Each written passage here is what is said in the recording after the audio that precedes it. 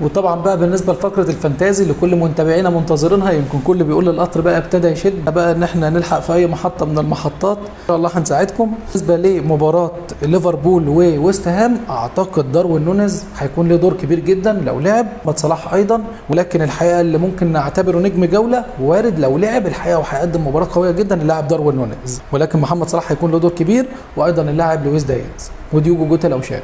بالنسبه لمباراه توتنهام وارسنال، اعتقد اللاعب سون اللاعب الكوري. بالنسبه لارسنال اوديجارد، لاعب ساكا، مارتينيلي، وتروسارد لو هيلعب.